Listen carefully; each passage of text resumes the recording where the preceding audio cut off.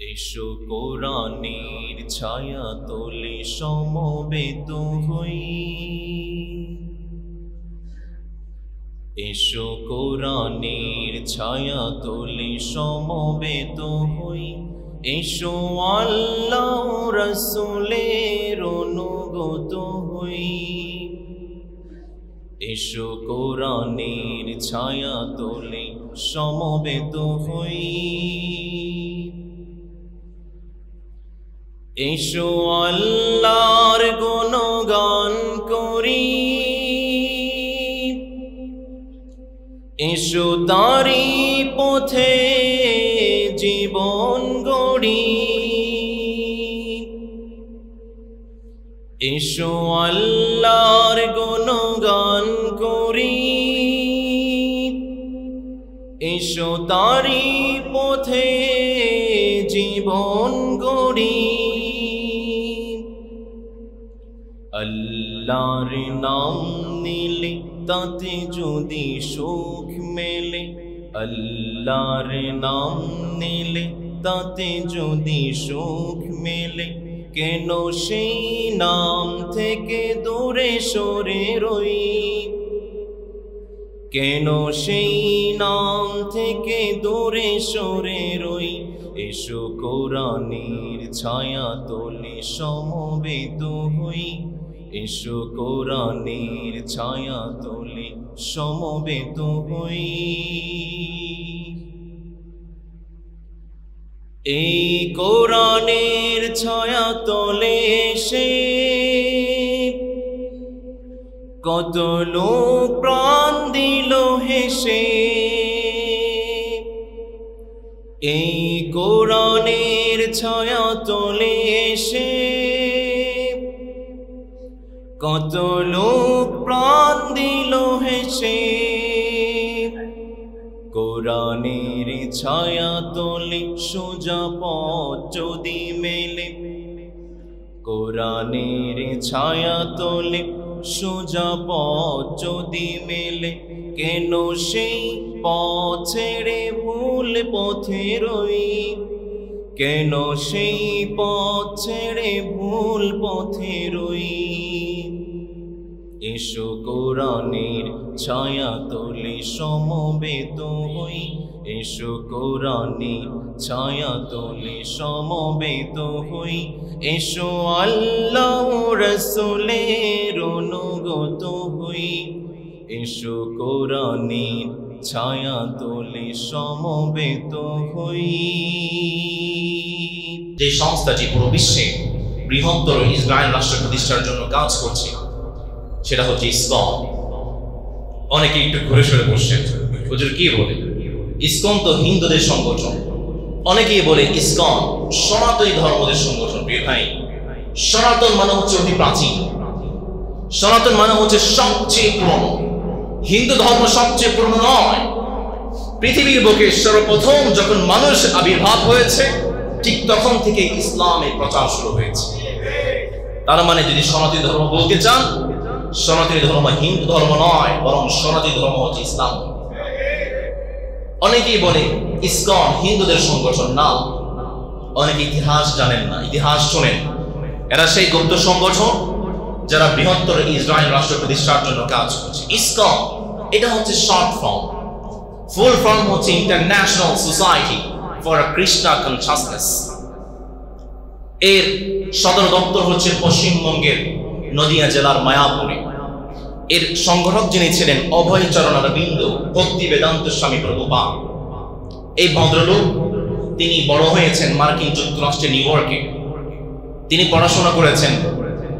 তিনি হিন্দু হলেও কোন হিন্দু অধ্যুষিত স্কুলে তিনি পড়াশোনা করেননি। তিনি পড়াশোনা করেছেন খ্রিস্টানদের চার্চ। বিশ্বের বহু দেশে, চীন, মালয়েশিয়া, আফগানিস্তান, সৌদি আরব, তুরস্ক, কাজাকিস্তান, অনেক দেশে ইসকন নিষিদ্ধ হয়ে আছে। কিন্তু এরপরও খোঁজ নিয়ে দেখেন ইসকন যেই দেশে সবচেয়ে বেশি কাজ করছে তার নাম হচ্ছে ইসরায়েল। এখন হয়তো আপনারা কিছুটা হলো আজ করতে পারছেন।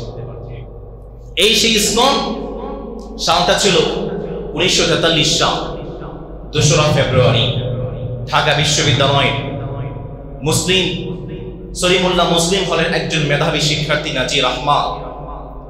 1943 সালে 2 ফেব্রুয়ারি নাজির আহমদ ইসকন হত্যা করেছে। যে নাজির আহমদের নামেই নামকরণ করা হয়েছে ঢাকার নাজিরা বাজার এবং নাজিরা রোড।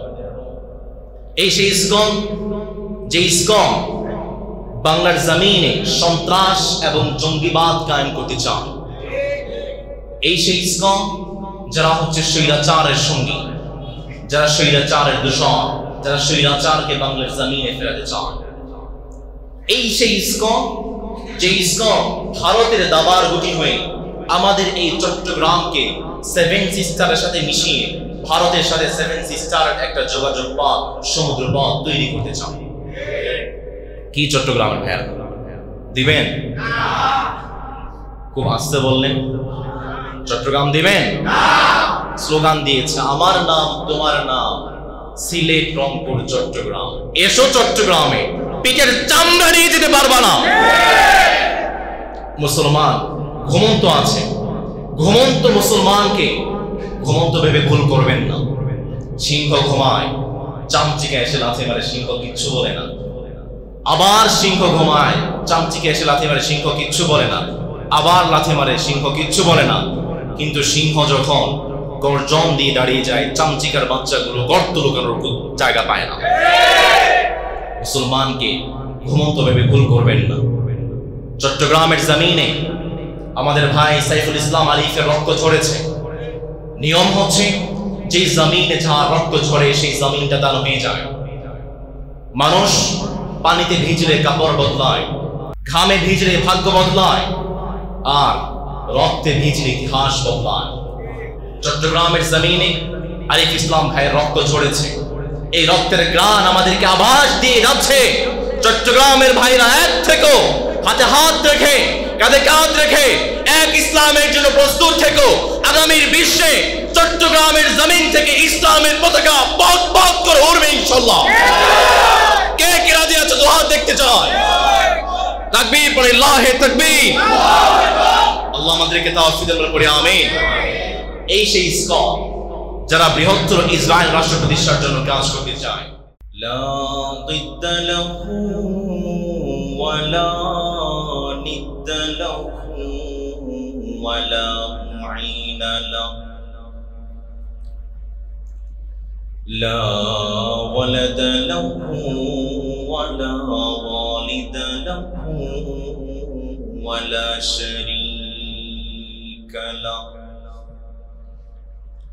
وهو الله الواحد الفرد الصمد لم يلد ولم يولد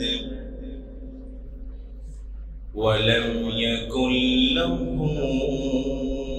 كفوا أحد ونشهد أن سيدنا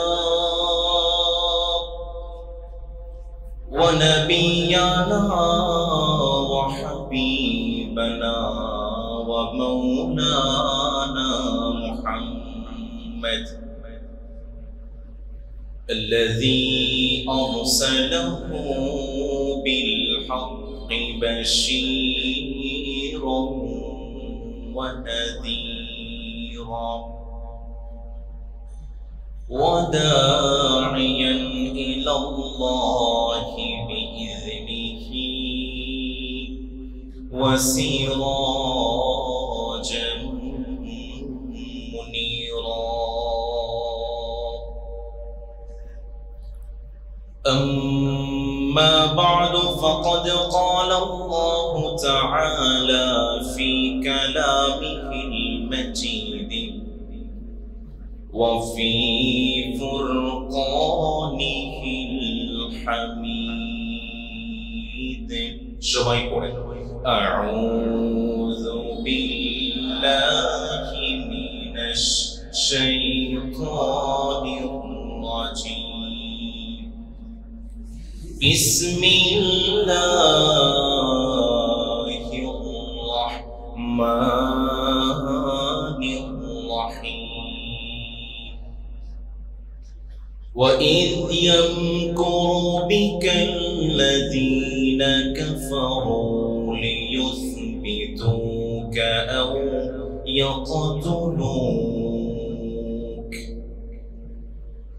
إن الله وملائكته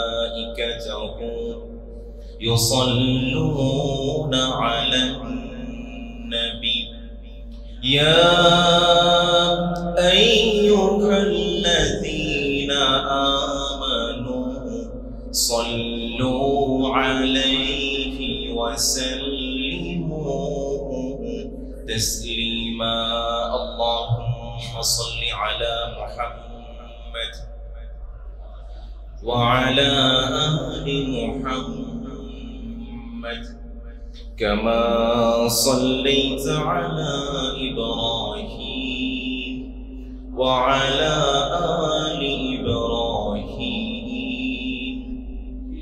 إنك حميد مجيد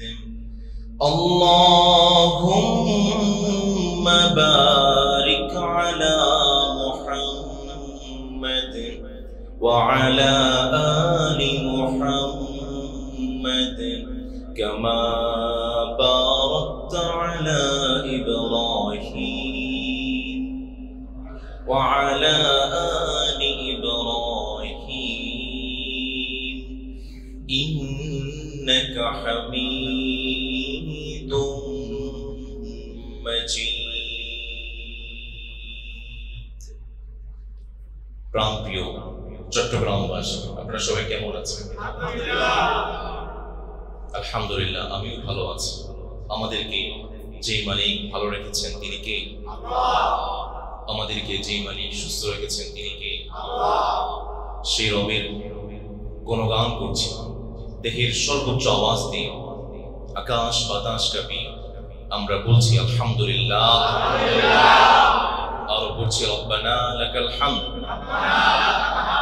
হামদান কাসীরা তাইয়্যিবা মুবারাকান ফীহি। আমরা প্রশংসা করেছি কার? সব সময় প্রশংসা করবো কার? আল্লাহ তৌফিক আমরা করে আমিন।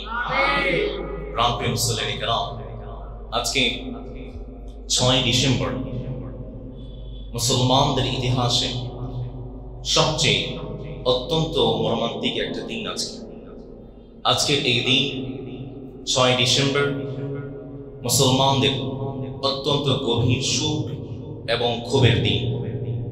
কারণ আজকের এই দিনে ভারতের আমাদের শত বছরের ঐতিহ্য বাবরি মসজিদকে কিছু উগ্র হিন্দু এবং জঙ্গিরা ভেঙে গুড়িয়ে দিয়েছিল। আমরা রবের কাছে দোয়া করছি আল্লাহ তাআলা মুসলমানদেরকে এক করুন এবং আমাদেরকে ঈমান এবং সালামতের সাথে রাখুন, আমরা করি আমিন। প্রাণপ্রিয় মুসলিম کرام, আজকে পুরো বিশ্বের দিকে তাকিয়ে দেখেন। পুরো বিশ্বে মুসলমান এক বড় কঠিন সময় পার করছে। এতটা কঠিন সময় পার করছে যার বর্ণনা আমি দেওয়ার আগে আপনি যখন চোখটা খুলবেন আপনি নিজ চোখে দেখতে পারবেন। আজকের ফিলিস্তিনি মুসলমানদের জন্য পুরো বিশ্বের মুসলমানদের হৃদয় থেকে রক্তক্ষরণ হচ্ছে। আজ 6 ডিসেম্বর আজ পর্যন্ত ফিলিস্তিনে প্রায় 50,000 মুসলমানকে ইসরায়েলি বর্বর হত্যা করেছে। মুসলমানদের অবস্থা এমন ছিল, দাফন করতে না পেরে মুসলমানদের লাশগুলো ফিলিস্তিনের গাজায় কুকুর ছিঁড়ে ছিঁড়ে খেয়েছে। গাজার জাবালিয়া অঞ্চল একটা নির্জন কবরস্থানে পরিণত হয়েছে। লাশগুলো রাস্তাঘাটে একত্রে পড়ে আছে। ফিলিস্তিনে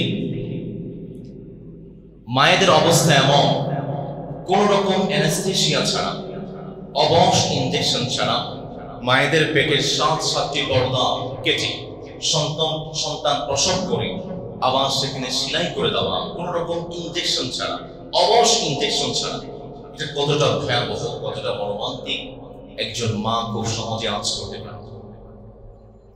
আজকের ফিলিস্তিনে যে মুসলমানরা আছে তারা বলছে পুরো বিশ্বের মুসলমানদেরকে জানিয়ে দাও তারা যেন আমাদের জানাজার সালাত আদায় না করে, কারণ আমরাই বেঁচে আছি আর পুরো বিশ্বের মুসলমান আজকে মৃত্যুবরণ করেছে। আমাদের একজন বোন, ছোট্ট বোন, যেই না ক্ষুধায় আল-শাতি রিফিউজি ক্যাম্পে লাইনে দাঁড়িয়েছিল বিস্কিটের জন্য দাঁড়িয়েছিল। ইসরায়েলি হানাদার আমার সেই বোনকে বোমা রেখে করে হত্যা করেছে। শাবান আমার ভাই হাফেজ কোরআন ছিলেন, তাকে তার মা সহ জীবন্ত একটা ঘরের মধ্যে আটকে হত্যা করে ফেলা হয়েছে। আন্তর্জাতিকভাবে নিষিদ্ধ যে অস্ত্রগুলো আছে, ইসরায়েল সে অস্ত্রগুলো ব্যবহার করে গাজার মুসলমানদেরকে জীবন্ত পুড়িয়ে ফেলছে। আজকে পুরো বিশ্বের মুসলমানদের হৃদয় থেকে রক্তক্ষরণ হচ্ছে, পুরো বিশ্বের মুসলমানদের হৃদয়ে জ্বালা পড়া শুরু হয়ে গিয়েছে। প্রশ্ন আসতে পারে, ফিলিস্তিনের কিছু হলে, বাইতুল মুকদ্দাসের কিছু হলে মুসলমানদের হৃদয় থেকে রক্তক্ষরণ কেন হয়? মুসলমানদের হৃদয়ে জ্বালা কেন শুরু হয়ে যায়? ফিলিস্তিনের কিছু হলে, ফিলিস্তিনের মুসলমানদের উপর আক্রমণ করলে মুসলমানদের তো কষ্ট কেন? এই প্রশ্নের উত্তর জানার দরকার কম না বেশি।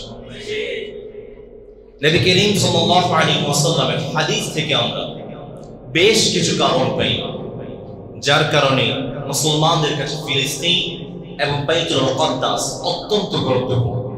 তার মধ্যে এক নম্বর, এই সেই ফিলিস্তিন, এই সেই মসজিদ আকসা, বাইতুল্লাহর পরে যে মসজিদটি সর্বপ্রথম ইবাদতের জন্য পৃথিবীর বুকে নির্মাণ করা হয়েছে। সুবহানাল্লাহ পড়বেন না? রব্বুল আলামিন সূরা আলে ইমরানের 96 নম্বর আয়াতে জানাচ্ছেন, বান্দা শোনো শোনো,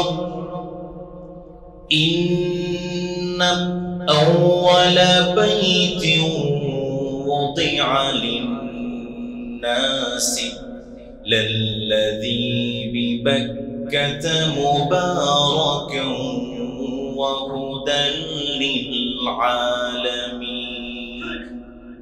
রব্বুল আলামিন কত চমৎকার করে জানালেন, বান্দা শোনো শোনো, পৃথিবীর বুকে ইবাদতের জন্য সর্বপ্রথম যে ঘরটি নির্মাণ করা হয়েছে সেই ঘরটির নাম হচ্ছে বাইতুল্লাহ, কাবা। নবী করিম সাল্লাল্লাহু আলাইহি ওয়াসাল্লামের একজন বিখ্যাত সাহাবী আবু যার গিফারি রাদিয়াল্লাহু তাআলা আনহু আল্লাহর হাবিবকে প্রশ্ন করে, নবী, পৃথিবীর বুকে সর্বপ্রথম কোন মসজিদ নির্মাণ করা হয়েছে? নবী করিম সাল্লাল্লাহু আলাইহি ওয়াসাল্লাম জানিয়ে দিলেন, মসজিদুল হারাম, বাইতুল্লাহ। সাহাবী আবার প্রশ্ন করে, নবী, বাইতুল্লাহর পরে কোন মসজিদ নির্মাণ করা হয়েছে? আল্লাহর হাবিব জানিয়ে দিলেন, মসজিদ আকসা, বাইতুল মুকদ্দাস। সাহাবী আবার প্রশ্ন করে, নবী, মসজিদ আকসা এবং বাইতুল্লাহ এই দুইটা মসজিদের মাঝে ব্যবধান কত দিনের ছিল? নবী করিম সাল্লাল্লাহু আলাইহি ওয়াসাল্লাম জানিয়ে দিলেন, 40 সানা। তার মানে বাইতুল্লাহ নির্মাণের 40 বছর পরে আদম আলাইহিস সালামের মাধ্যমে বাইতুল মুকদ্দাস নির্মাণ করেছেন। আর আদম আলাইহিস সালামের মাধ্যমে বাইতুল মুকদ্দাসটাকে নির্মাণ করে যে ফিলিস্তিনের গুরুত্বটাকে বাড়িয়ে দিয়েছেন। জোরে জোরে আওয়াজ করে বলেন তো তিনি কে?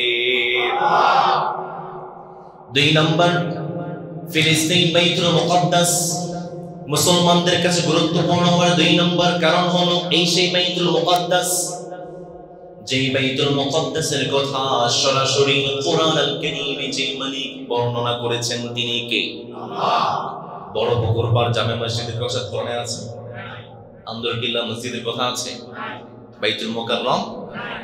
পৃথিবীর বুকে দুইটা মসজিদের কথা কোরআনে উল্লেখ আছে। তার মধ্যে এক নম্বর হচ্ছে বাইতুল্লাহ, দুই নম্বর হচ্ছে বাইতুল মুকদ্দাস।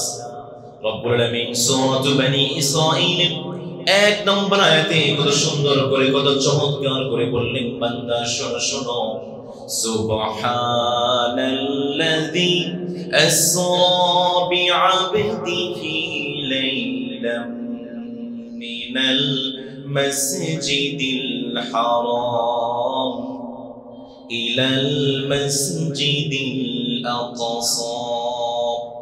মসজিদে আকসা এবং বাইতুল্লাহর নাম পাশাপাশি উল্লেখ করে যে মালিক বাইতুল মুকদ্দাসের সম্মান এবং মর্যাদাকে বাড়িয়ে দিয়েছেন তিনি কে?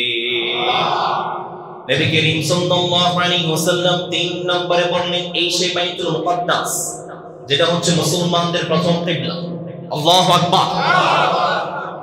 নবী করিম সাল্লাল্লাহু আলাইহি ওয়াসাল্লাম হিজরতের 15 থেকে 16 থেকে 17 মাস পর্যন্ত বাইতুল মুকাদ্দাসের দিকে ফিরে সালাত আদায় করেছেন। এই কথাটাকে রব্বুল আলামিন সূরাতুল বাকারা এর 140 নম্বর আয়াতে জানাচ্ছেন, বান্দা শোনো শোনো, قد نرى تقلب وجهك في السماء فلنولينك قبلة ترضاها فول وجهك شطر المسجد الحرام وحيث ما كنتم فولوا وجوهكم شطرا রব্বুল আলামিন চমৎকার করে জানাচ্ছেন, বান্দা শোনো, এই সেই মসজিদ যে মসজিদটা ছিল মুসলমানদের প্রথম কিবলা। 4 নম্বরে নবী করিম সাল্লাল্লাহু আলাইহি ওয়াসাল্লাম জানাচ্ছেন, আল্লাহর হাবিব মক্কায় মন খারাপ করে বসে আছেন, আবু তালিব নেই, খাদিজা নেই, কেউ নেই। যারা আল্লাহর হাবিবকে দুঃসময়ে সাহায্য করেছে, কঠিন সময়ে আল্লাহর হাবিবকে যারা সহযোগিতা করেছে, তারা আজকে আর কেউ নেই, সবাই মৃত্যুবরণ করলো। আল্লাহর হাবিব মক্কার জমিনে মন খারাপ করে বসে আছেন, আকাশের উপর থেকে দেখছেন কে? আর জোরে বলেন, দেখছেন কে? রব্বুল আলামিন জিবরিলকে বললেন, জিবরিল যাও আমার হাবিবকে আমার কাছে নিয়ে আসো। সুবহানাল্লাহ পড়বেন। নবী করিম সাল্লাল্লাহু আলাইহি ওয়াসাল্লামকে জিবরিল মেরাজের দিকে নিয়ে যাচ্ছেন। মেরাজের প্রথম স্টপেজটা যেটা ছিল সেটার নাম হচ্ছে মসজিদে আকসা। আল্লাহু আকবার। 4 নম্বরে মসজিদে আকসা মুসলমানদের কাছে গুরুত্বপূর্ণ হওয়ার কারণ হচ্ছে এই সেই মসজিদ যে মসজিদটা ছিল আল্লাহর হাবিবের মেরাজের প্রথম স্টপেজ। আমরা যখন চট্টগ্রাম থেকে ঢাকায় যাই, মাঝখানে স্টপেজ দেওয়া হয় না? মিয়ামি কোন একটা রেস্টুরেন্টে বা কোন একটা জায়গায় একটু দাঁড়ানো হয়, চা পান খান। নবী করিম সাল্লাল্লাহু আলাইহি ওয়াসাল্লাম যখন মেরাজে গিয়েছেন, মেরাজে যাওয়ার পথে এই জার্নিটার মধ্যে সর্বপ্রথম যে স্টপেজটা তার নাম হচ্ছে মসজিদে আকসা। চিল্লায়ে পড়তে হবে আল্লাহু আকবার। নবী করিম সাল্লাল্লাহু আলাইহি ওয়াসাল্লাম 5 নম্বরে জানাচ্ছেন, এই সেই মসজিদ সমস্ত আম্বিয়া কেরাম বসে আছেন, সালাত আদায় করবেন, ইমামের জায়গায় কে দাঁড়াবেন? নবী করিম সাল্লাল্লাহু আলাইহি ওয়াসাল্লামের হাতটাকে ধরে জিবরিল ইমামের জায়গায় দাঁড় করে দিয়েছে। মসজিদে আকসায় সমস্ত নবীদের ইমামতি করে আল্লাহর হাবিব সাইয়্যিদুল মুরসালিন, ইমামুল মুরসালিন উপাধিতে ভূষিত হয়েছেন। পরে আল্লাহু আকবার। নবী করিম সাল্লাল্লাহু আলাইহি ওয়াসাল্লাম 6 নম্বরে বলেন, এই সেই মসজিদ যে মসজিদে 1 রাকাত সালাত আদায় করবেন, এই সেই বাইতুল মুকাদ্দাস যে বাইতুল মুকাদ্দাসে 1 রাকাত সালাত আদায় করবেন, আপনার আমলনামায় 250 থেকে 500 রাকাতের সওয়াব যে মালিক দান করবেন। চিল্লায়ে বলেন, তিনি কে? আল্লাহ। 7 নম্বরে এই সেই বাইতুল মুকাদ্দাস মসজিদে আকসা সুলাইমান আলাইহিস সালাম তার মুসল্লিয়ানে কেরামদের জন্য দোয়া করেছেন। সুলাইমান আলাইহিস সালাম দুহাত তুলে রবের কাছে দোয়া করতে শুরু করেছেন, মালিক যে মুসল্লি যে বান্দা বাইতুল মুকাদ্দাসে এসে 2 রাকাত সালাত আদায় করবে, মালিক দয়া করে মায়া করে আপনি সেই বান্দার জীবনের সমস্ত গুনাহ খাতাগুলো maaf করে দেন। 8 নম্বরে নবী করিম সাল্লাল্লাহু আলাইহি ওয়াসাল্লাম জানালেন, পৃথিবীর কোন মসজিদ, পৃথিবীর কোন জায়গা আপনি সওয়াবের উদ্দেশ্যে ভ্রমণ করতে পারবেন না। পৃথিবীর এমন কোন জায়গা নেই যে জায়গা থেকে আপনার আমলনামায় সওয়াব লিপিবদ্ধ করা হবে।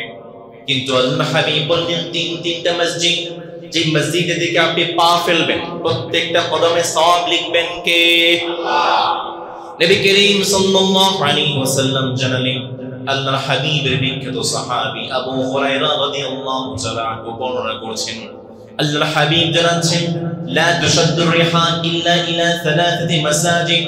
3টা মসজিদের দিকে যখন মুসলমান পা ফেলে প্রত্যেকটা কদমে প্রত্যেকটা মুহূর্তে সেই বান্দার আমলনামায় সওয়াব লিপিবদ্ধ করা হয়। তার মধ্যে 1 নম্বর হচ্ছে মসজিদুল হারাম, বাইতুল্লাহ। বাইতুল্লাহর দিকে যখন কোন একজন মানুষ পা ফেলবে প্রত্যেকটা কদমে কদমে তার বান্দার তার আমলনামায় যে মালিক সওয়াব লিপিবদ্ধ করতে থাকেন তিনি কে? 2 নম্বর মসজিদুল মদিনা। মসজিদে নববী, মসজিদে নববীর দিকেও যে বান্দা কদম ফেলবে সওয়াব লিপিবদ্ধ করবেন কে? 3 নম্বর মসজিদে আকসা, মসজিদে আকসার দিকেও যে বান্দা পা ফেলবে প্রত্যেকটা কদমে কদমে সওয়াব যে মালিক লিপিবদ্ধ করবেন তিনি কে? 9 নম্বর নবী করিম সাল্লাল্লাহু আলাইহি ওয়াসাল্লাম জানালেন এই সেই মসজিদ, এই সেই ফিলিস্তিন, এই সেই জায়গা যেই জায়গাতে অনেক নবী অনেক আম্বিয়া কেরাম এখানে অবতরণ করেছেন। আল্লাহু আকবার। 10 নম্বর নবী করিম সাল্লাল্লাহু আলাইহি ওয়াসাল্লাম জানালেন সেই প্রাচীন কাল থেকে ফিলিস্তিন ইসলামের মূল কেন্দ্রবিন্দু হিসেবে কাজ করেছে।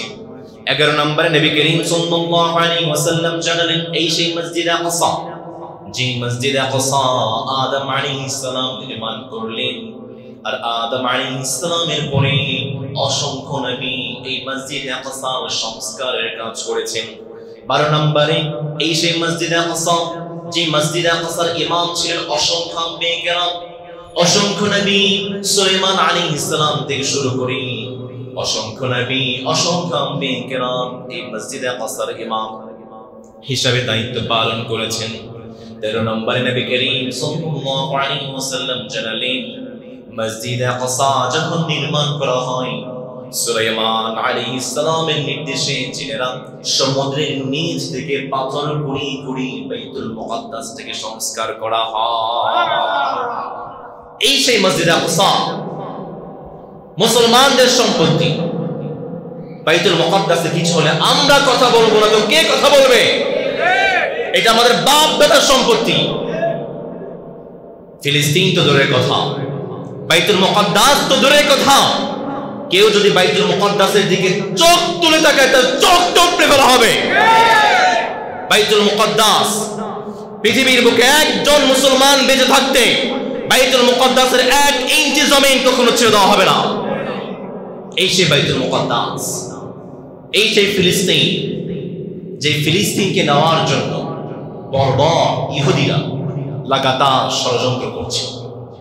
ইহুদিরা তারা make Israel great, great Israel, বৃহত্তর ইসরায়েল রাষ্ট্র প্রতিষ্ঠা করতে চান।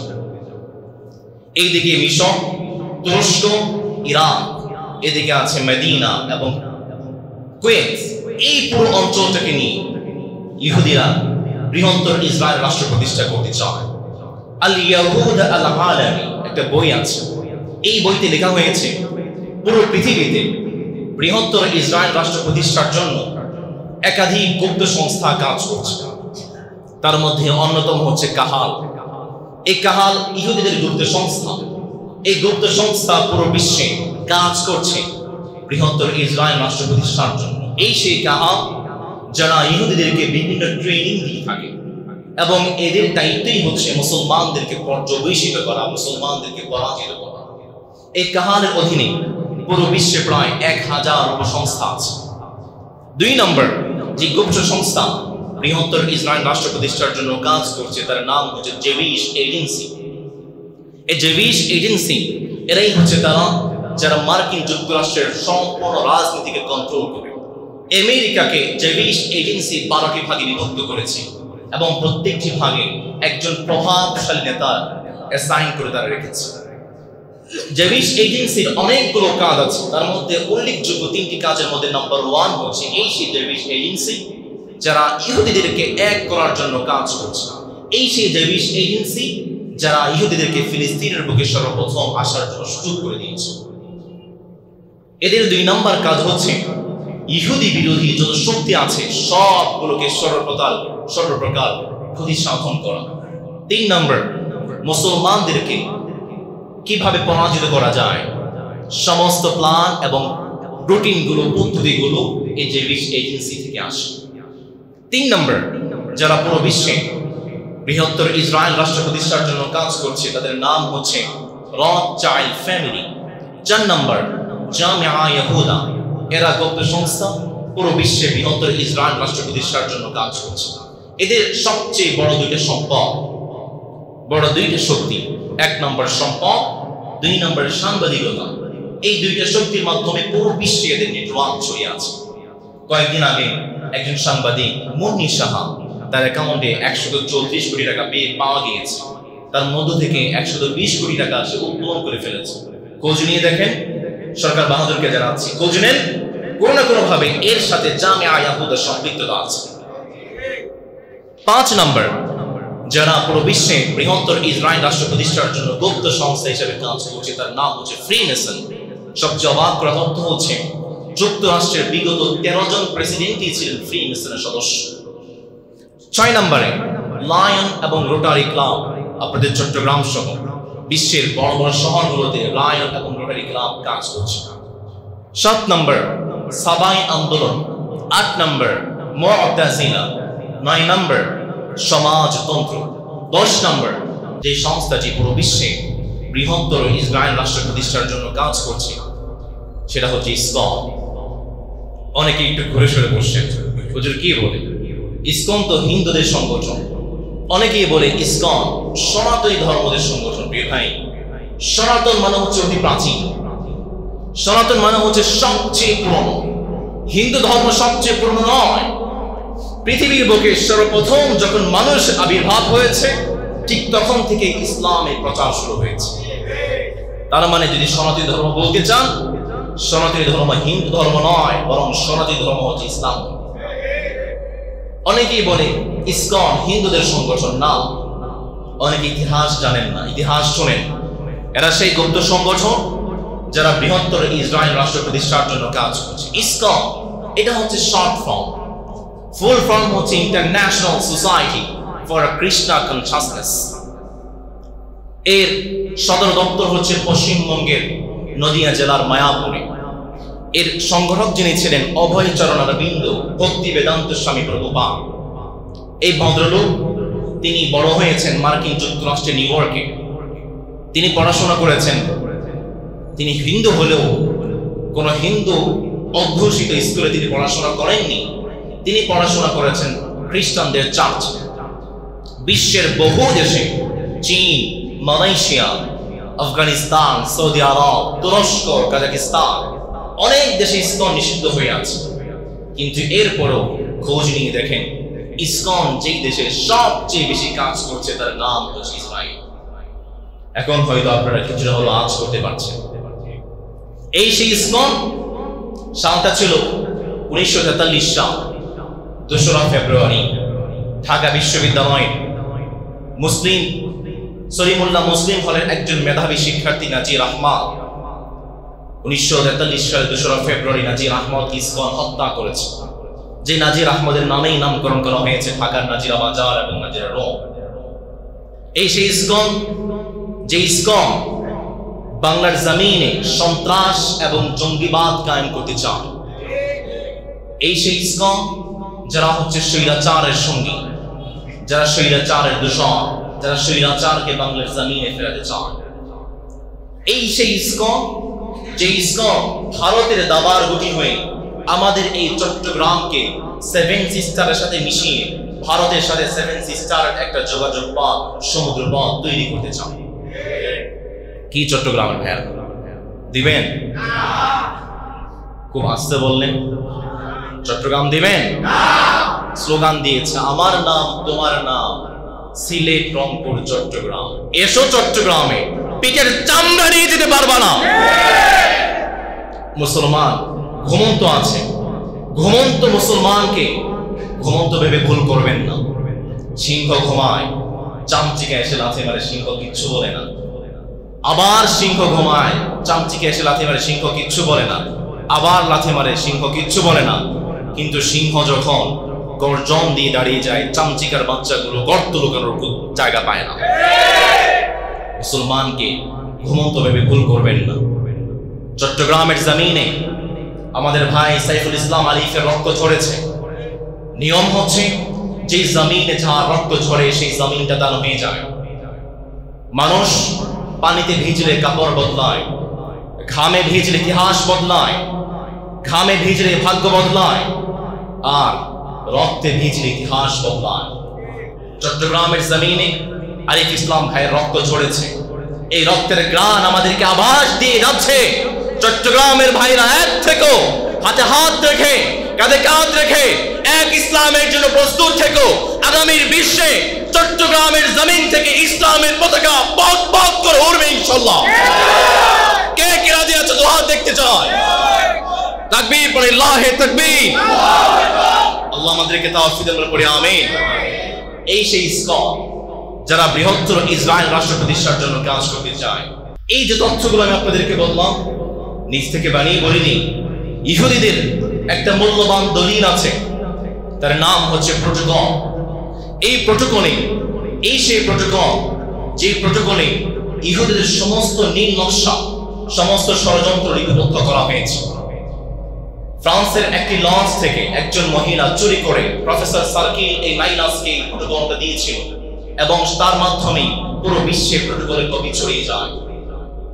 এই সেই প্রোটোকল, যে প্রোটোকলে পৃথিবীতে যত বড় বড় দুর্ঘটনা ঘটেছে, সমস্ত দুর্ঘটনাগুলো এই প্রোটোকলে লিপিবদ্ধ করা হয়েছে। প্রোটোকলটা হচ্ছে একটা লিখিত ভার্সন, তার ভিজুয়াল ভার্সনের নাম হচ্ছে সিম্পসন কার্টুন। অনেকে সিম্পসন কার্টুনের নাম শুনেছেন। প্রোটোকল হচ্ছে লিখিত ভার্সন, ভিজুয়াল ভার্সনের নাম হচ্ছে সিম্পসন কার্টুন। এই সেই সিম্পসন কার্টুন যারা মানুষকে ভবিষ্যৎ বলে দেয়। ট্রাম্প প্রেসিডেন্ট হয়েছে 2017 সালে। ট্রাম্প প্রেসিডেন্ট হওয়ার 17 বছর আগে 2000 সালে সিম্পসন কার্টুন ভবিষ্যৎবাণী করেছিল ট্রাম্প প্রেসিডেন্ট হবে। সর্বশেষ 2017 সালের 20 জানুয়ারি ট্রাম্প প্রেসিডেন্ট হয়েছে। 2024 ট্রাম্প প্রেসিডেন্ট হয়েছে। এর ভবিষ্যৎবাণী করেছিল সিম্পসন কার্টুন 2015 সালে। The Simpsons predicted that Donald Trump would contest the 2024 elections. Simpson ভবিষ্যৎবাণী করেছিল 2024 সালের ইলেকশনে ডোনাল্ড ট্রাম্প প্রেসিডেন্ট হবে, যার বাস্তব প্রমাণ আপনারা দেখতে পেয়েছেন। এই সেই প্রোটোকল, যে প্রোটোকলের মধ্যে সমস্ত ইহুদিদের ষড়যন্ত্র নীল নকশাগুলো বাস্তবায়ন করা হয়েছে। পুরো বিশ্বে বৃহত্তর ইসরায়েল রাষ্ট্র প্রতিষ্ঠার জন্য ইহুদিরা মুসলমানদেরকে পরাজিত করার জন্য পাঁচটি ষড়যন্ত্র সেই প্রোটোকলের মধ্যে লিপিবদ্ধ করা হবে। প্রিয় চট্টগ্রামের ভাইরা, যদি বুঝে থাকেন বলেন তো দেখি, ইহুদিরা কয়টি ষড়যন্ত্র করেছে? আরো যদি বলেন কয়টি? আমি সরাসরি সেই প্রোটোকল থেকে আপনাদের কাছে কোট করছি। 1 নম্বর, ইহুদিরা 1 নম্বর যে ষড়যন্ত্র করেছে, তারা যুব সমাজকে টার্গেট করেছে। তারা লিখেছে ধর্মের প্রতি যুব সমাজকে শ্রদ্ধা করতে হবে এবং ধর্মীয় যে নেতারা আছে তাদেরকে বিদ্রোহ এবং পরিহাসের পাত্রে পরিণত করতে হবে। যুব সমাজকে ধর্ম সম্পর্কে ভুল মেসেজ দিতে হবে। 2 নম্বর, তারা লিখেছে শরাব, জুয়া, মদ, গান বাজনার মাধ্যমে যুব সমাজকে উন্মাদ করে তুলতে হবে। তাদের এই ষড়যন্ত্রটা কিভাবে বাস্তবায়ন হয়েছে দেখুন।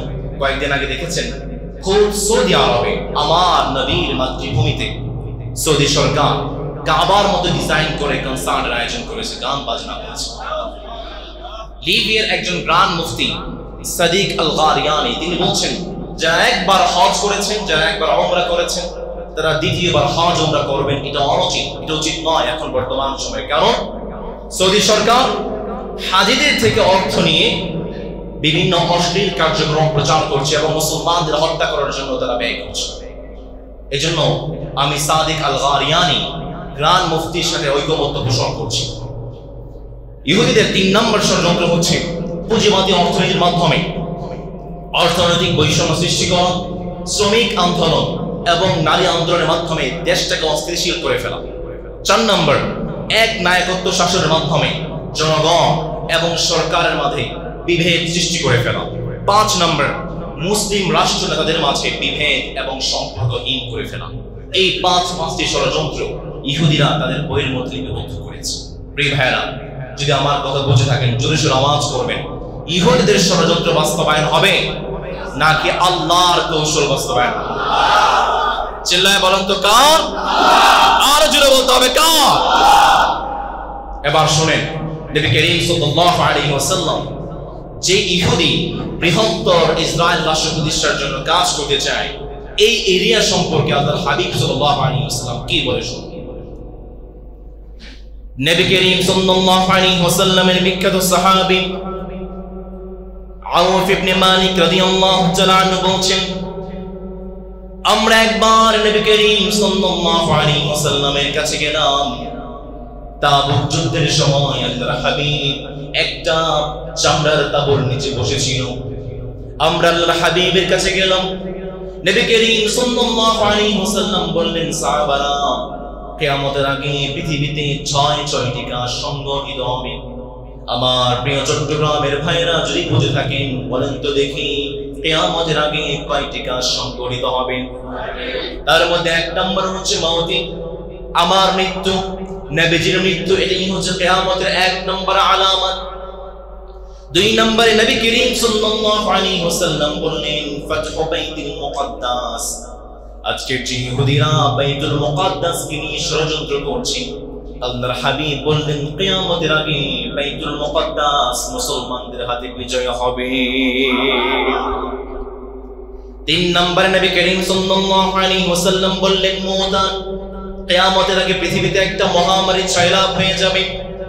তোমরা যখন কোন একটা ভেড়ার পালকে, ছাগলের পালকে কোন একটা ফসলি ভূমিতে ছেড়ে দাও, সেই ভেড়ার পাল ঘাসগুলোকে যেভাবে চিবিয়ে চিবিয়ে খেয়ে ফেলে, কিয়ামতের আগে এমন একটা মহামারী চলে আসবে যে মহামারী পুরো বিশ্বের মানুষকে আক্রান্ত করে ফেলবে।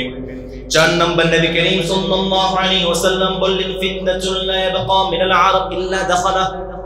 নবী করিম সাল্লাল্লাহু আলাইহি ওয়াসাল্লাম বললেন, পুরো পৃথিবীতে ফিতনার সাইলাব হয়ে যাবে।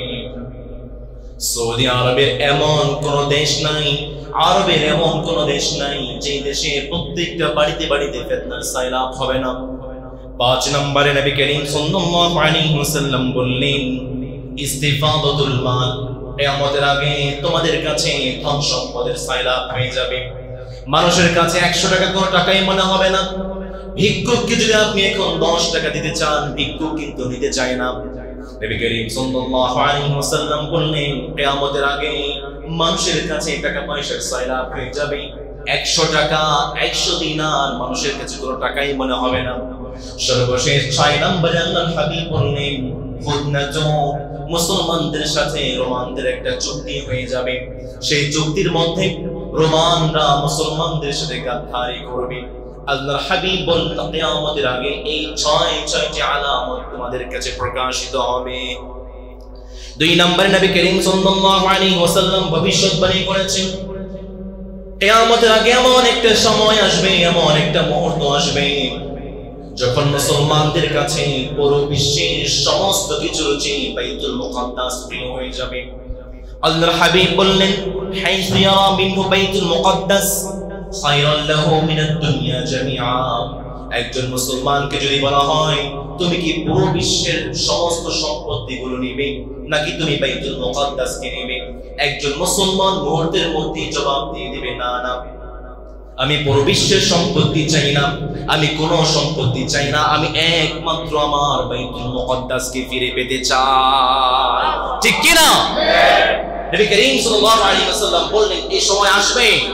প্রশ্ন করতে চাই, প্রিয় ভাইরা আমার, সম্পদ নেবেন নাকি বাইতুল মুকাদ্দাস নেবেন? আরো জোরে বলেন, কি নেবেন? নবী করিম সাল্লাল্লাহু আলাইহি ওয়াসাল্লাম বলেছেন, কিয়ামতের আগে এমন সময় আসবে মানুষ, মুসলমান এক নজর দেখার জন্য নিজের সমস্ত সবকিছু বিলিয়ে, আল্লাহু আকবার। নবী করিম সাল্লাল্লাহু আলাইহি ওয়াসাল্লাম 3 নম্বরে ভবিষ্যৎবাণী করলেন, এই সেই বাইতুল মুকাদ্দাস দাজ্জাল পুরো পৃথিবীতে তার ফিতনার সাইলাব করে দিবে, কিন্তু 3টা জায়গায় দাজ্জাল প্রবেশ করতে পারবে না। প্রিয় চট্টগ্রামের ভাইরা, 4টি জায়গায় দাজ্জাল প্রবেশ করতে পারবে না। প্রিয় চট্টগ্রামের ভাইরা, বলুন তো দেখি কয়টি জায়গায় দাজ্জাল প্রবেশ করতে পারবে না? আর জোরে বলেন, কয়টি? নবী করিম সাল্লাল্লাহু আলাইহি ওয়াসাল্লাম কত চমৎকার করে বললেন, বান্দা শোনো শোনো, পৃথিবীর বুকে সব জায়গায় দাজ্জাল প্রবেশ করবে, কিন্তু 4টি জায়গায় দাজ্জাল প্রবেশ করতে পারবে না। তার মধ্যে 1 নম্বর হচ্ছে মসজিদুল হারাম, দাজ্জাল বাইতুল্লাহতে প্রবেশ করতে পারবে না। 2 নম্বর মসজিদ আকসা, দাজ্জাল মসজিদ আকসাতে প্রবেশ করতে পারবে না। 3 নম্বরে মসজিদ নববী, দাজ্জাল মসজিদ নববীতে প্রবেশ করতে পারবে না। 4 নম্বর মসজিদুত তুর, মসজিদেও দাজ্জাল প্রবেশ করতে পারবে না। আমরা আল্লাহর হাবিবকে প্রশ্ন করলাম, নবী মসজিদুত তুরটা কোথায়? নবী করিম সাল্লাল্লাহু আলাইহি ওয়াসাল্লাম জানিয়ে দিলেন, আল মাকানুল্লাযী কাল্লামাল্লাহু ফীহি মূসা। এই সেই মসজিদুত তুর, যেই জায়গাতে মালিক মূসা আলাইহিস সালামের সাথে কথা বলেছিলেন। নবী করিম সাল্লাল্লাহু আলাইহি ওয়াসাল্লাম বললেন এই চারটি জায়গায় দাজ্জাল প্রবেশ করতে পারবে না। 5 নম্বরে 4 নম্বরে নবী করিম সাল্লাল্লাহু আলাইহি ওয়াসাল্লাম ফিলিস্তিন সম্পর্কে বাইতুল মুকদ্দাস সম্পর্কে ভবিষ্যৎবাণী করেছেন। হাদিসে বর্ণিত হয়েছে ইবনে ওমর রাদিয়াল্লাহু তাআলা আনহু থেকে একবার নবী করিম সাল্লাল্লাহু আলাইহি ওয়াসাল্লাম দোয়া করলেন আল্লাহুম্মা বারিক লানা ফি শামিনা ওয়া ফি ইয়ামানিনা। আল্লাহর হাবিব দোয়া করলেন মালিক ফিলিস্তিনের বুকে আপনি রহমত নাযিল করেন, মালিক ফিলিস্তিনের বুকে আপনি বরকত নাযিল করেন, মালিক ইয়ামেনের বুকে আপনি বরকত নাযিল করেন। সাহাবায়ে কেরাম বললেন নবী ওয়া ফি নাজদিনা ইয়া রাসূলুল্লাহ, আমাদের সৌদি আরবের জন্য দোয়া করেন। নবী করিম সাল্লাল্লাহু আলাইহি ওয়াসাল্লাম আবার দোয়া করলেন আল্লাহুম্মা বারিক লানা ফি শামিনা ওয়া ফি ইয়ামানিনা। মালিক আপনি ফিলিস্তিনের বুকে রহমত নাযিল করেন, মালিক আপনি ফিলিস্তিনের বুকে বরকত নাযিল করেন। সাহাবায়ে কেরাম আবার বললেন নবী ওয়া ফি নাজদিনা, আমাদের সৌদি আরবের জন্য দোয়া করেন। আল্লাহর হাবিব আবার দোয়া করলেন মালিক আল্লাহুম্মা বারিক লানা ফি শামিনা ওয়া ফি ইয়ামানিনা। মালিক দয়া করে মায়া করে ফিলিস্তিনের বুকে আপনি রহমত নাযিল করেন, বরকত নাযিল করেন। সাহাবায়ে কেরাম আবার বললেন নবী আমাদের সৌদি আরবের জন্য দোয়া করেন।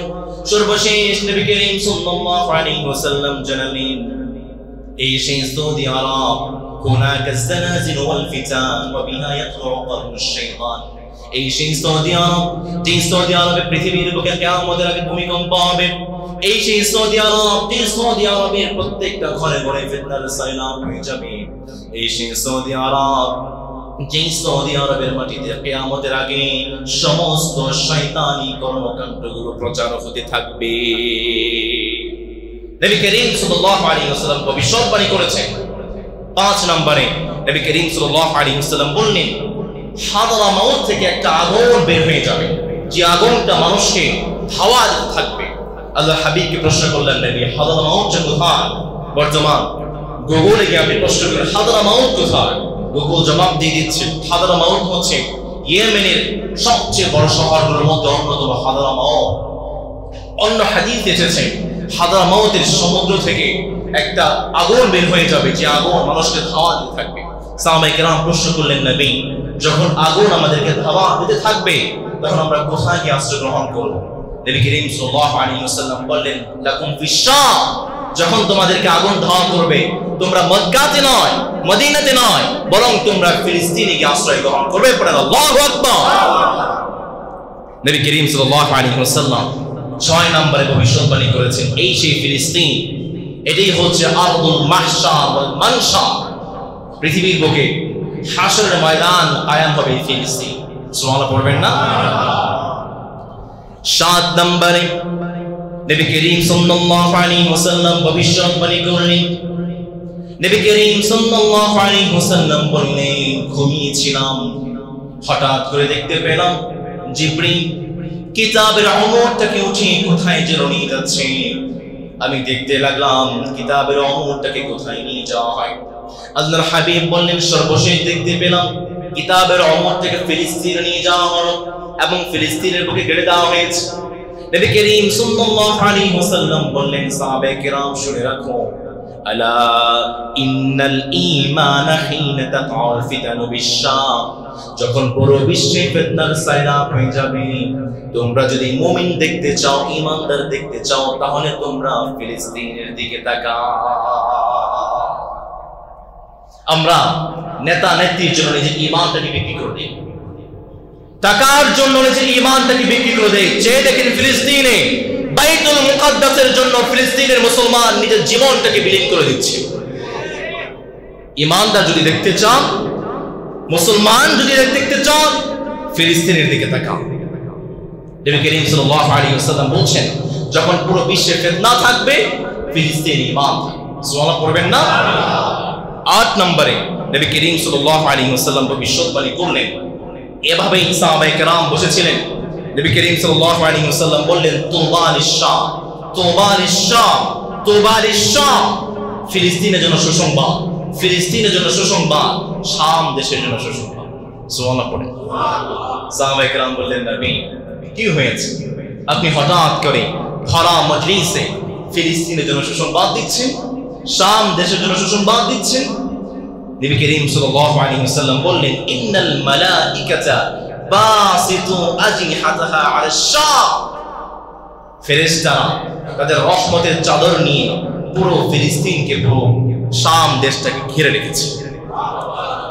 যারাই ফিলিস্তিনের বুকে থাকবে, যারাই শাম দেশ থাকবে, তাদেরকে রহমতের চাদরে যেই মালিক ঢেকে নেবেন, চিল্লায়া বলেন তো তিনি কে? 9 নম্বরে নবী করিম সাল্লাল্লাহু আলাইহি ওয়াসাল্লাম ভবিষ্যৎবাণী করলেন, পৃথিবীর বুকে ইযা রাআইতাল খিলাফা ক্বাদ নাযালাতিল আরদাল মুকাদ্দাসা, পৃথিবীর বুকে ইমাম মাহদী আলাইহিস সালাম চলে আসবেন। ইমাম মাহদী আলাইহিস সালাম জন্মগ্রহণ করবেন মদিনায়, আত্মপ্রকাশ করবেন মক্কায়, আর হিজরত করবেন ফিলিস্তিন। আল্লাহু আকবার। ইমাম মাহদী আলাইহিস সালাম যখন পৃথিবীর বুকে আসবেন, সমস্ত জুলুম এবং অত্যাচারকে মিশিয়ে পুরো পৃথিবীতে ন্যায় বিচারের ঝান্ডা উত্তোলন করবেন। নবী করিম সাল্লাল্লাহু আলাইহি ওয়াসাল্লাম বলেছেন, পুরো পৃথিবীতে খিলাফত কায়েম হবে। খিলাফতের হেডকোয়ার্টার বাংলাদেশ নয়, খিলাফতের হেডকোয়ার্টার পাকিস্তান নয়, ইন্ডিয়া নয়, মক্কা নয়, মদিনা নয়, বরং পুরো বিশ্বের হেডকোয়ার্টার হবে আজকের ফিলিস্তিন। আল্লাহু আকবার। আজকে পুরো বিশ্বে পশ্চিমা আমেরিকা মরুগিরি দেখাচ্ছে, চায়না মরুগিরি দেখাচ্ছে। মুসলমান শুনে রাখো, কিয়ামতের আগে আমেরিকার কোনো শক্তি থাকবে না। নবী করিম সাল্লাল্লাহু আলাইহি ওয়াসাল্লাম বলেছেন, কিয়ামতের আগে তিনটা ভূমিকম্প হবে। আমেরিকাতে ভূমিকম্প হবে, পশ্চিমে ভূমিকম্প হবে, পূর্বে ভূমিকম্প হবে, সৌদি আরবে ভূমিকম্প হবে।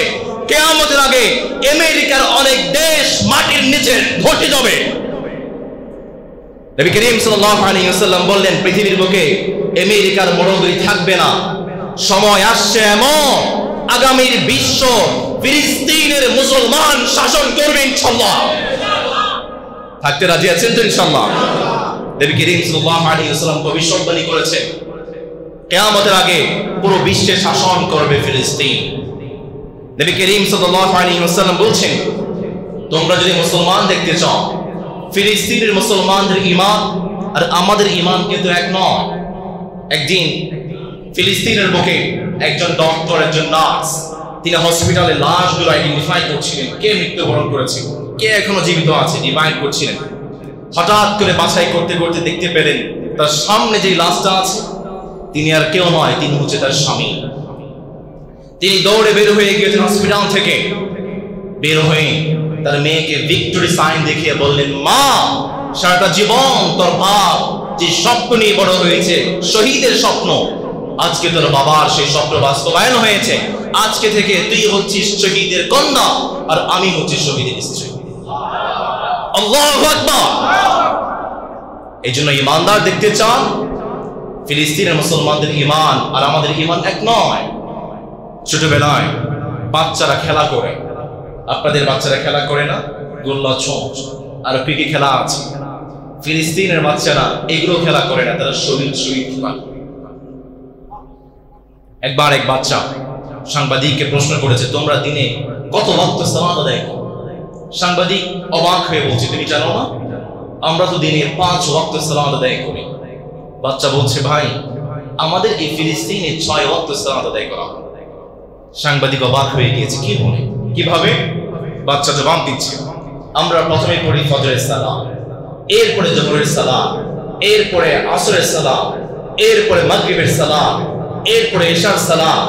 আরেকটা সালাত আমাদের ফিলিস্তিনে আছে, সেটা হচ্ছে জানাজার সালাত। এমন কোন দিন নাই যে দিন ফিলিস্তিনে জানাজার সালাত আদায় না করা হয়। ঈমানদার দেখতে চান, ফিলিস্তিনের দিকে তাকান। নবী করিম সাল্লাল্লাহু আলাইহি ওয়াসাল্লাম 10 নম্বরে ভবিষ্যৎবাণী করলেন। আল্লাহর হাবিব সাল্লাল্লাহু আলাইহি ওয়াসাল্লাম জানালেন, লা তাযালু তাইফাতুম মিন উম্মতি যাহিরিনা ইলা ইয়াউমিল কিয়ামাহ। আল্লাহর হাবিব সাল্লাল্লাহু আলাইহি ওয়াসাল্লাম বললেন, কিয়ামতের আগে একটা দল থাকবে হকের উপরে, যারা ইসলামের জন্য লড়াই করবে। নবী করিম সাল্লাল্লাহু আলাইহি ওয়াসাল্লাম আরেকটি হাদিসে আরো সুন্দর করে বললেন, লা তাযালু তাইফাতুম মিন উম্মতি যাহিরিনা আলাল হাক্কি লা ইয়াদুরুহুম মান খালাফাহুম ওয়ালা মান খাযালাহুম হাত্তা তাকুমুস সাআহ। আল্লাহর হাবিব বললেন, কিয়ামতের আগে এমন একটা দল থাকবে যারা হকের উপরে থাকবে, পৃথিবীর কোন শক্তি তাদেরকে মোকাবেলা করতে পারবে না, পৃথিবীর কোন শক্তি তাদেরকে অপমানিত করতে পারবে না। আমরা আল্লাহর হাবিবকে বললাম, নবী সেই দলটি কোথায় থাকবে বলেন? আল্লাহর হাবিব জানিয়ে দিলেন, ওহুম ফিশ শাম, তারা থাকবে ফিলিস্তিনে। ফিলিস্তিনে একটা দল এমন থাকবে যারা কিয়ামত পর্যন্ত ইসলামের জন্য লড়াই করতে থাকবে। নবী করিম সাল্লাল্লাহু আলাইহি ওয়াসাল্লাম এজন্যই বলেছেন, ফিলিস্তিনের বুকে একটা দল থাকবে, তোমরা যারা যারা সামর্থ্যবান, তোমরা যারা যারা পারো সেই দলে গিয়ে যোগদান করবে। সুবহানাল্লাহ পড়বেন না? বাংলাদেশ থেকে কিন্তু গিয়েছিল, সালটা ভুলে গেলাম, প্রায় ৮,০০০ ঢাকা বিশ্ববিদ্যালয়ের শিক্ষার্থী ফিলিস্তিনের বুকে ইয়াসির আরাফাতের অনুরোধক্রমে বাংলাদেশ থেকে ফিলিস্তিনে গিয়ে মুসলমান, বাংলাদেশি মুসলমান ফিলিস্তিনে গিয়ে লড়াই করছে। আমাদের অভ্যাস আছে, যারা সামর্থ্য আছে ফিলিস্তিনে যাবেন, মুসলমানদের জন্য লড়াই করবেন, ইসলামের জন্য লড়াই করবেন। রাজি আছেন তো ইনশাআল্লাহ? নবী করিম সাল্লাল্লাহু আলাইহি ওয়াসাল্লাম বলেছেন, কিয়ামতের আগে একটা দল আজীবন কিয়ামত পর্যন্ত থাকবে যারা ফিলিস্তিনে আছে। আজকে ফিলিস্তিনের বুকে ইসরায়েলের দিকে তাকিয়ে দেখেন, জাপানের হিরোশিমা এবং নাগাসাকিতে কয়েকটি বোম ফেলেছিল আমেরিকা।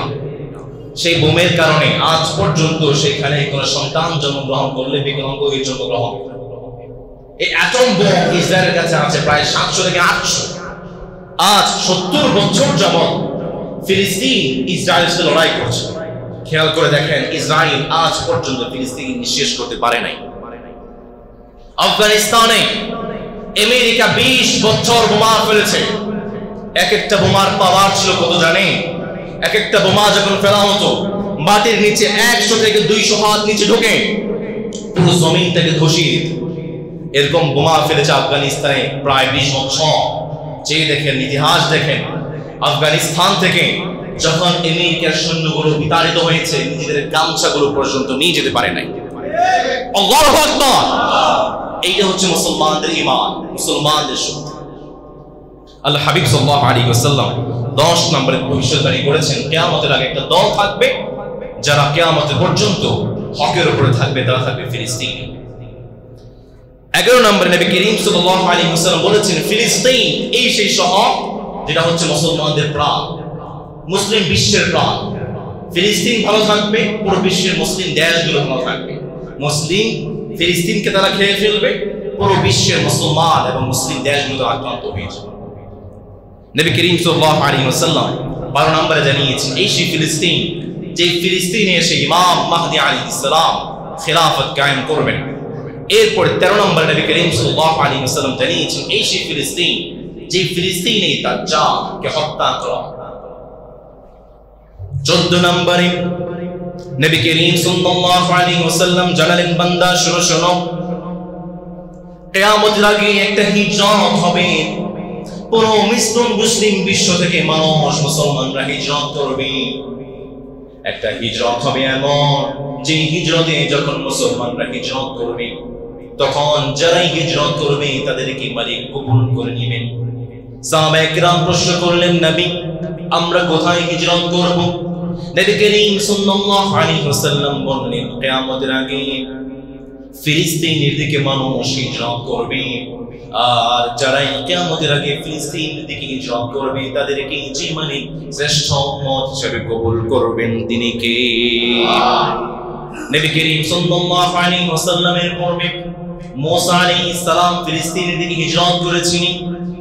মুসা আলাইহিস সালামের কাছে মালাকুল মউত চলে আসলো।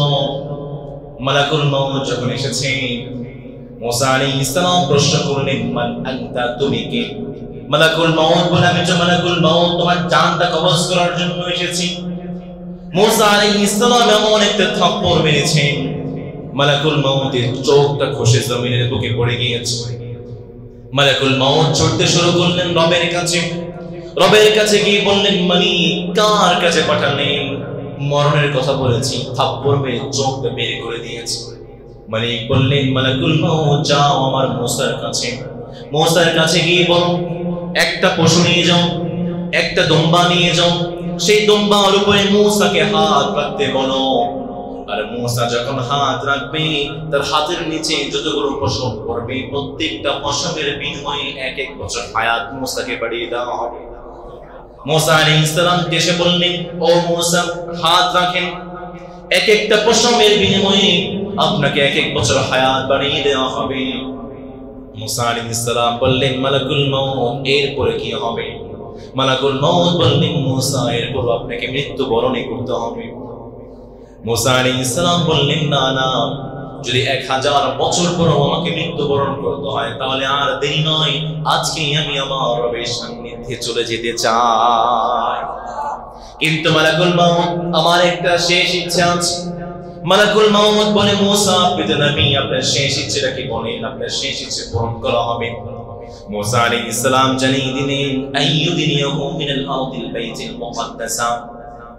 মূসা আলাইহিস সালাম জানিয়ে দিলেন, মালাকুল মউত, আমার শেষ ইচ্ছেটা হচ্ছে আমি বাইতুল মুকাদ্দাস ফিলিস্তিনের দিকে হিজরত করে বাইতুল মুকাদ্দাসের পাশে আমি মৃত্যুবরণ করতে চাই। আল্লাহু আকবার। নবী করিম সাল্লাল্লাহু আলাইহি ওয়াসাল্লাম বললেন, ফিলিস্তিনের দিকে যারাই হিজরত করবে তাদেরকে যে মালিক কবুল করবেন, চিল্লায়া বলেন তিনি কে? আল্লাহ। সর্বশেষ নবী করিম সাল্লাল্লাহু আলাইহি ওয়াসাল্লাম ভবিষ্যৎবাণী করেছেন, তিনটা সেনাবাহিনী, মুসলিম সেনাবাহিনী পৃথিবীর বুকে থাকবে। একটি থাকবে ফিলিস্তিনে, আরেকটি থাকবে ইয়েমেনে, আরেকটি থাকবে ইরাকে। এই তিনটে সেনাবাহিনী কিয়ামতের আগে পুরো বিশ্বে ইসলামের জন্য লড়াই করবে।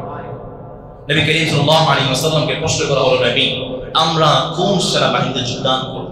নবী করিম সাল্লাল্লাহু আলাইহি ওয়াসাল্লাম বলেছেন, আলাইকুম বিশ-শাম, তোমরা ফিলিস্তিনের বুকে যে সেনাবাহিনী আছে তাদের সাথে যোগদান করবে, কারণ ফাইন্নাল্লাহা তাওয়াক্কালা লি বিশ-শাম ওয়া আহলি, আমার উসিলায় মালিক ফিলিস্তিন এবং তাদের সমস্ত মানুষের জন্য ভরণ পোষণের দায়িত্ব আমার মালিক করে নিয়েছে। আল্লাহু আকবার। এজন্য যারাই ফিলিস্তিনের বুকে যাবে তাদের ভরণ পোষণের দায়িত্ব যেই মালিক নিয়ে নিয়েছেন, চিল্লায়া বলেন তিনি কে? আল্লাহ। এই সেই ফিলিস্তিন, ইহুদিরা ষড়যন্ত্র করছে বৃহত্তর ইসরায়েল রাষ্ট্র প্রতিষ্ঠা করা, আর মালিক কৌশল অবলম্বন করে বলছেন, আমি এই ফিলিস্তিনের বুকে খেলাফতের হেডকোয়ার্টার করতে চাই। এবার বলুন তো দেখি, বিজয়ী হবেন কে? আল্লাহ। চিল্লায়া বলতে হবে, বিজয়ী হবেন কে? আল্লাহ। আমরা সেই ফিলিস্তিনের জন্য থাকতে রাজি আছি তো ইনশাআল্লাহ? রাজি আছেন তো ইনশাআল্লাহ? যে দুহাত রবকে দেখিয়ে দেন, কে কে রাজি আছেন দুহাত দেখিয়ে দেন। রবের কাছে দোয়া করছি, মালিক আমরা যারাই হাত উত্তোলন করেছি আমাদেরকে আপনি ফিলিস্তিনের জন্য কবুল করুন। আমরা পড়ি আমিন। আরো চিল্লায়া পড়েন আমিন। আমরা যেন ফিলিস্তিনের জন্য, ইসলামের জন্য লড়াই করতে পারি, আল্লাহ আমাদেরকে তৌফিক দান। আমরা পড়ি আমিন।